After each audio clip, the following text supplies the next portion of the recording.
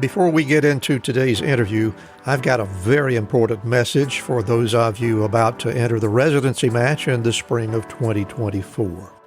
MD Coaches is excited to be highlighting your unique value. This is a special 4-week group coaching experience specifically designed to help you identify and present your best self during match interviews. All participants receive 1 individual coaching session and 4 group coaching sessions. The cohort begins on Sunday, October 10 at 7 p.m. Eastern. Cost is $475. There is a special discount for American Society of Physician members. So get more details and register on the web at mdcoaches.store. There are times in our lives that change the way we see the world. Navigating these challenges can take insight, trusted confidants, or even a coach. Let's explore those moments. In this companion podcast to RX for Success, we will discover ways to learn and write our own success stories together. I'm Dr. Dale Waxman, a physician coach with MD Coaches, and this is Life-Changing Moments.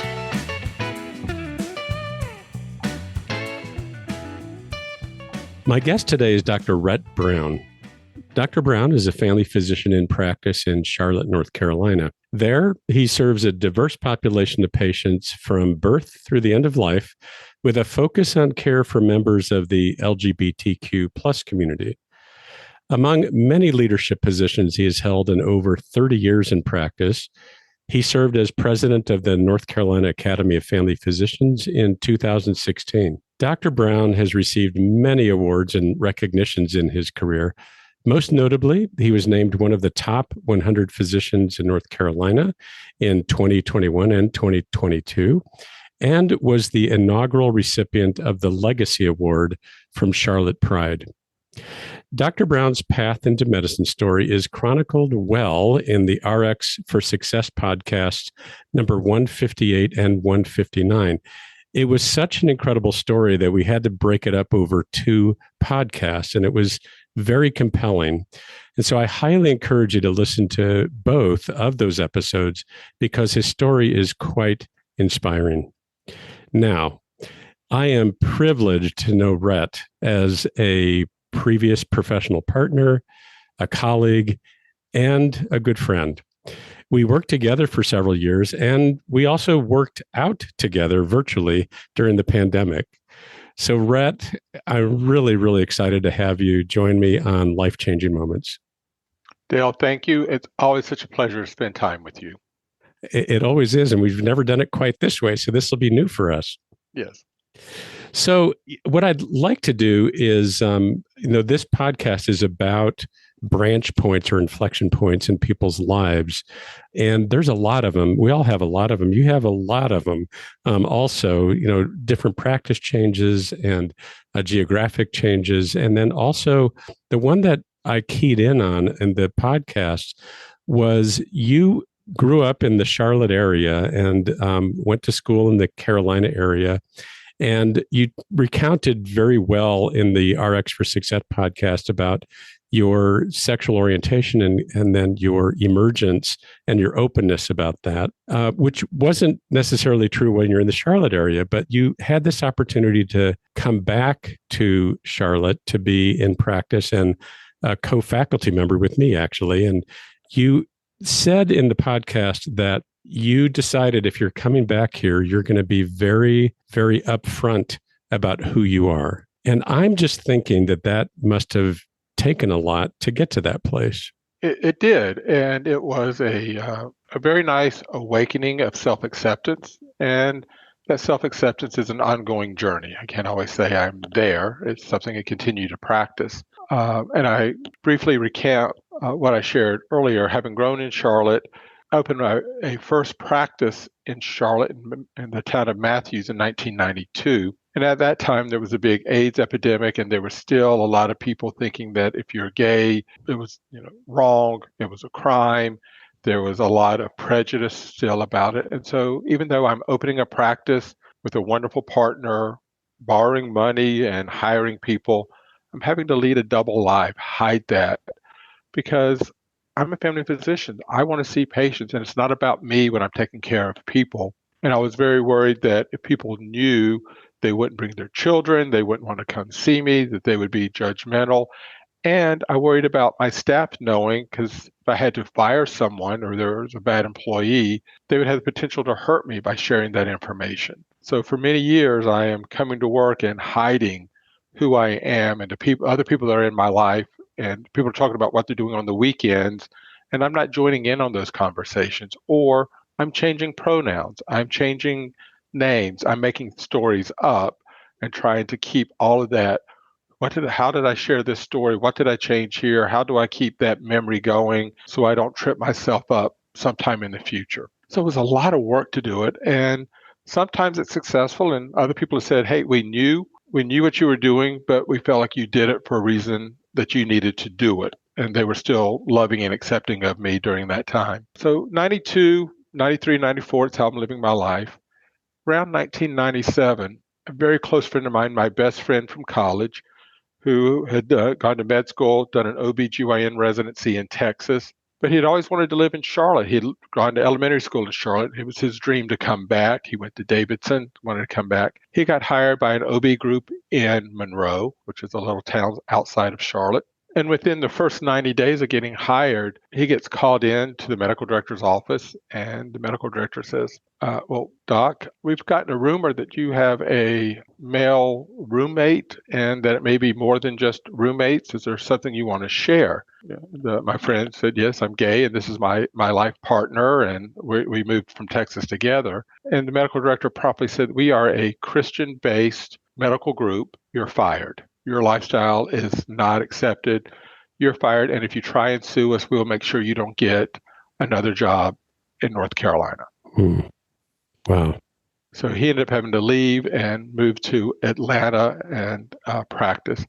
And about 4 weeks later, another good friend of mine who was a dentist, same thing. He got called in. He was a dental associate, got called in by the owner of the dental practice, said, heard that you might be gay. Yes, you're fired. And in the 90s, before, this was not a protected class. There was nothing you could do. You had the right to be fired for being gay. It was not protected. And I was like, and at that time I was working for a large multi-specialty group. And I said, so I was sort of worried about what would happen to me. It's like, I love what I'm doing. Yeah. How, am I at risk? But I knew the medical director and the administrator of this large multi-specialty group pretty well. And I called Dr. Ray Fernandez up. And I said, Ray, this has happened. I'm worried. Can I get something put in my contract? And Ray said, Rhett, I owe you an apology, and I need to apologize to you right now. Okay? You should have never had to bring this to me. I should have brought it to you. This will be done at the next board of directors meeting. And it was like, wow, the power of asking and being seen made a change. There were other gay employees at the NAW clinic who felt scared to be themselves at the office. In my position of being because I was actually on the board at that time, I was a leader in the NAW clinic. I needed to understand that I needed to be seen, because being seen can make a difference for other people. So I had that privilege and that responsibility. But I was still hiding it from my patients. I was still not sharing or being open, and still being quiet around my patients. And being a raised Southern Baptist in the South, I still had my own internalized homophobia. I still had shame. For me to openly say I am gay get stuck in the back of my throat. And it was very awkward. Fast forward a few years, 1999, the NAW clinic, thanks to HMO World, goes bankrupt. I need to find a new job. And I had the opportunity at that time. Ray Fernandez, the guy that had done so much for me, was now medical director of a large group in Atlanta, and called and said, hey, would you come down here and start a new clinic with me? I was like, God, I'd been wanting to sort of spend some time outside of Charlotte anyway. I had grown up here. Ray had been such a great mentor and a supporter. I was like, what a wonderful opportunity to go do this. So I jumped at the opportunity, and we moved to Atlanta. What I didn't count on is a different environment. Atlanta was so much further along in gay acceptance than Charlotte was at that time. Mm-hmm. Living in the Atlanta market for the 2 years I got to live there, I was able to finally let go of my internalized gay shame and live more openly and be able to just say, this is who I am. Because I had spent my professional time in Charlotte. If there was a work event or some kind of big charity thing, not being able to take my partner with me, having to find someone else as a date to go with me to those events because I didn't feel I could take Mark, my partner at that time, with me. All that went away in Atlanta. I could just be me and just live in that shame. So when the opportunity came to join faculty back in Charlotte, there were a lot of amazing positives to get to work with these group of people, but I also had the fears, I'm not going to go back and live the way I lived in Charlotte. If I'm going back openly and trying to be as much my authentic self as possible. And so that's how I interviewed, and that's what I did when I came in to request it. And as part of my contracting, having the experience of having 2 people fired for being gay in North Carolina, I insisted that that be included in my employment contract. And I was lucky enough that the CEO at that time agreed to do so. Hi, I'm Rhonda Crow, founder and CEO for MD Coaches. Here on RX for Success, we interview a lot of great medical professionals on how they grew their careers, how they overcame challenges, and how they handle day-to-day work. I really hope you're getting a lot of great information. But if you're looking for an answer to a specific problem, management or administration challenge, or if you're feeling just a bit burnt out, like maybe you chose the wrong career, well, then there's a faster way to get the help you need. No, it's not counseling, it's coaching. RX for Success is produced by MD Coaches, a team of physicians who have been where you are. I know you're used to going it alone, but you don't have to. Get the support you need today. Visit us at mymdcoaches.com to schedule your complimentary consultation. Again, that's mymdcoaches.com, because you're not in this alone. We'll get back to our interview in just a moment, but right now I want to tell you a little bit about Physician Outlook. If you haven't discovered this remarkable magazine, please do so very soon. It was created by physicians, for physicians, to showcase the intersection between clinical and non-clinical interests.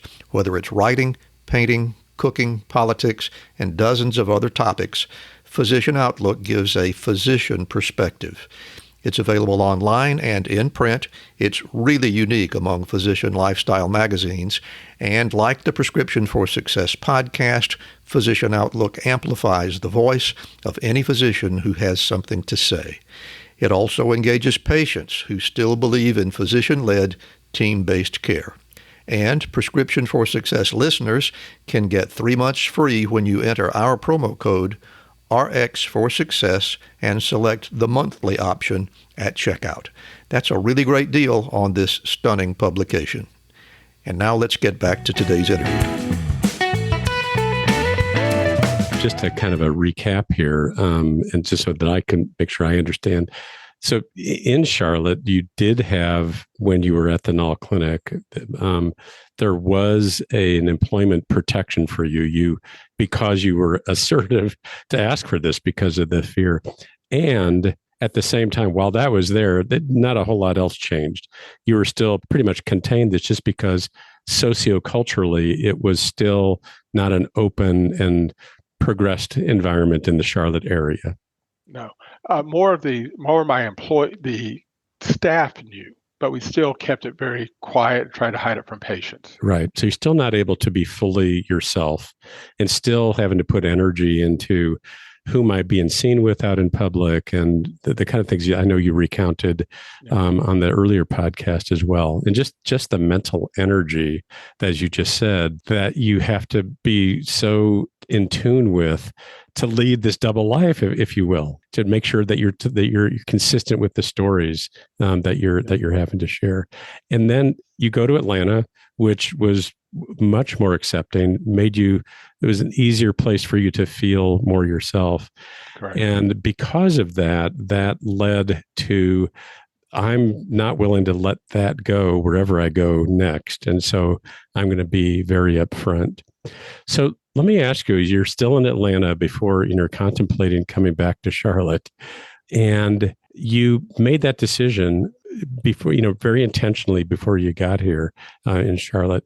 What were some pieces that assisted you with that, in addition to just having experienced this much more comfortable, open environment for yourself? What went into your decision making about how you're going to approach this and coming back to Charlotte and interviewing for a job? Well, one was great comfort and knowledge in who was Mary's job then was residency director, Dr. Mary Hall, who had been one of my faculty teachers when I was a resident. At another inflection point in my time during residency, she had been a trusted mentor to share. She was like the second adult I ever told that I was gay to. And she had been incredibly affirming and supportive. And her husband and I had been in practice together for 9 years. So I had this comfort level that I knew at least this person who was in a leadership position knew me, was affirming and accepting of me. That gave me confidence that if she liked these people that she was working with, and Mary said it was safe for me to come, then it was safe for me to come. Mary would not have encouraged me to apply and pursue this position if it had been not a safe place for me to be. Was there anything back in Atlanta while you're living in Atlanta that was assistive to you in making sure you're able to sustain who you were as you made that transition back here? Anybody that was helpful, or people you were in conversation with? I don't really think I had a conversation, but one of the things interesting that I have not really shared is in the late 90s, I formed the Charlotte Gay Medical Dental Association because there was a lot of gay doctors and dentists who were all living closeted lives. And I felt it would be important if we knew each other, we could at least refer patients that we knew would be a safe place to go. So we would meet at restaurants or people's houses, could not really advertise what this group was and kept it very confidential. But when I got to Atlanta, there was also a version of that was much bigger. And so I had met a lot of other professional gay doctors, and that covered of having them, how they are living their lives, and that it had just let the quit hiding, quit being ashamed, quit saying no to things, and just observing the freedom that they were having. I was like, I'm not willing to give this up as I come back. And so let's fast forward. So I would imagine, you're feeling like you're wholly, WHOLLY, yourself in Atlanta, finally in your life. There must have been some trepidation in coming back, even though professionally it was safe. As you said, the Mary Hall said, it's safe for you to be here. There's still some trepidation. You had been in practice here. There's a little bit of a different Rhett coming back. A little bit different. One of the things that was a little bit different is this was a residency population, so it wasn't as important for me to build my own practice. I was only be a part-time, so the fear of losing a whole practice if this got out, I didn't have to support everybody else's salary. So that took some of the pressure off of not being a business owner doing this. But I don't know if you were aware at the time, about 3 weeks after I joined and started working as faculty, I got a call from HR that there had been a complaint about me from one of the nurses in the clinic, that she didn't think it was appropriate for me to share what I had done on the weekend with my partner, and that we had just gone to a movie or gone to dinner or something, and that as a Christian, she shouldn't have to hear about an alternative lifestyle. So the HR called me and said, we asked her if she ever talks about her children or her family, her grandchildren at work. And she said she did. And they said, then he's not doing anything different. And the HR department, we support him totally. So he's not saying anything of a sexual nature. He's not talking about anything indecent. He's just sharing his life and what he did over the weekend. But that was 3 weeks after starting. So I knew there was talk there. And sometimes when I walk in to go see patients in the clinic or as medical director, so I was working with the whole staff, it was just swallowing and putting on, like an actor, putting on the role of the medical director, and they're not going to know how I really feel. I'm going to lead this group and I'm going to win them over, and just tackling it that way. So, meaning I am going to be the best medical director, best family doc, and that I can be, and I'll get respect that way. Is that a way to think about it? Respect that way, and share who I am as openly as I can. I'm not going to act ashamed of who I am at this clinic. Yeah. So how easy or difficult was that for you? Day to day, it would vary. One of the things I wish HR had never done, or maybe it was good because I wasn't now suspicious of every staff member. I knew exactly who had made the complaint. Mm-hmm. And it was someone that I had to work with. And so whenever I was working with that person or her best friends, I would be a little on edge and I would feel some anxiety. And I would just say, I still got to be me. I still got to just being gay is, I don't care who I am. Somebody's not going to like me for something about myself. Other people will. And they may dislike me, not because I'm gay, because maybe I was short or didn't listen or do something else. So I couldn't assume that everything was about just that one asset factor of my personality. So I was making sure I was working on all the factors of my personality to be a good leader. I'm hearing there's just sort of this mantra that you inculcated was, I just got to be me. Whenever there's this moment of challenge, is I just got to be me. I'm going to be me. I'm going to be fully me and fully holy, WHOLLY, holy myself here. Holy myself, and present and just sort of, and there'd be, I'd go home and there'd be times where I would, you wax and wane where you feel good about yourself and others. And I'm very good about being self-judgmental and saying, what I didn't do right, or I should have done this wrong, I shouldn't have done that wrong. And then really practicing getting that word should out of my life, because should is shame. If I'm shoulding myself, I'm giving myself shame. I don't need to give myself shame. I can learn and I can choose to do things differently, but I need to get rid of that shame and practice self-compassion, because I spent years saying things to myself that I would have never said to a friend or to somebody else. And it's learning to give those words of loving kindness back to myself. Yeah. And what listeners to this podcast don't know, because they don't know you as well as I know you, and we got to work together, is of course, I didn't know your internal dialogue at that time, or what you were going through. Over the years, well, first of all, I think we were all excited to have you. But I know that when you left, and the reasons for you leaving were very well documented in the RX for Success, which had to do with switches of CEOs and their own views of, whether we should not discriminate against people with different sexual orientations. So it wasn't about us, it was about that. But what people need to know is you were very highly respected, not only when you came in, but even more so by the time that you left. Tons of patients who loved you and missed you, and I know that because after you left, they were crying. Why did Dr. Brown leave? Because when I would see them, so I think there's something about, for all of us, regardless of our sexual orientation or our difference, when we embrace that, we fully embrace ourselves, the impact that has on those around us as well. I think so. I think we know when someone's being authentic. Right.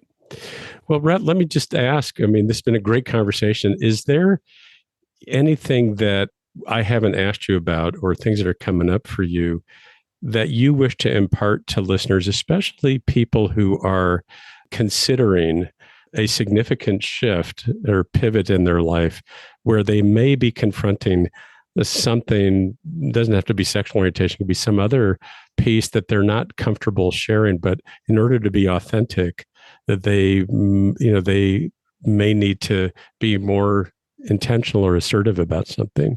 Is there anything else, any lessons learned along the way that you'd like to impart? It can be hard, it can be challenging, and it's not always going to be what you view as wins at the moment. And it may not go exactly your way that you wish it would go, But if you keep being true to yourself and your authentic self, there's some things that I went for, leadership opportunities that I didn't get, or asked for changes in organizations that I didn't get. And they were painful at the time. But as all said, it's like, the Garth Brooks, thank God for unanswered prayers. Because sometimes I think of the road would happen if I had gotten that, I would have missed out on this opportunity that was even better. That was even a better fit that came down the road. So I guess being brave enough to ask, but also realizing that you're not always going to get a yes. And that might actually be the best answer. Mm-hmm. Mm-hmm. Nice. Well, Rhett, that's awesome. It's a great place for us to wrap this up. A great sort of message to live by. It's a little bit like on the other side of crisis is opportunity. It's kind of in that sort of category. Absolutely. Yeah, yes. That's awesome. Well, Rhett, once again, thank you so much for coming back and being on the MD Coaches family of podcasts. I really, really appreciate this opportunity to talk with you about this, and I look forward to our future get-togethers as well. Absolutely. And Dale, it's always an honor and a pleasure, so thank you. I really appreciated having this conversation with my colleague and friend, Rhett Brown. Here is my reflection on our conversation. Rhett's story illustrates the inner torment and outward inauthenticity that occurs when an individual has a characteristic that is not part of the dominant culture. From just a human perspective, Rhett's experience invites us all to wonder who else, as a culture, are we holding back from being wholly themselves? And in holding them back from expressing themselves authentically, what contributions to society that they wish to make are we missing out on? Fortunate for us, Rhett took a risk and broke through societal pressures by making a decision to be fully himself in all parts of his life, professional and personal. This resulted not just in his own well-being, but it also liberated others to live more authentically themselves. So 2 takeaways. Number 1, we all need to reflect on who we as a culture may be holding back and how we might see them as whole individuals and the contributions they make to society. And number 2, we can all borrow Rhett's adage that no matter what the circumstances, we just have to be ourselves. We just fully have to embrace ourselves. This can take courage and energy, but it is worth it to live a life that is whole and authentic. Well, that's it for this episode of Life-Changing Moments. If you find yourself struggling with not living your life wholly and authentically, coaching can help you find a better alignment between your inner and outer self. Not sure if coaching's for you? We offer a complimentary session for that very reason. So find yourself going to mymdcoaches.com today and book that complimentary session, and we'll look forward to partnering with you to improve your life. As always, thank you for listening, and be well. Thank you for tuning in to Life-Changing Moments. If you enjoyed this episode, please be sure to rate us 5 stars and leave a review. Doing so helps our podcast reach more listeners. Have something to share? We'd love to hear your thoughts. Visit the MD Coaches community on Facebook groups. This dynamic virtual space is a place to continue discussion about life-changing moments and perhaps share some life-changing moments of your own. Join the conversation today.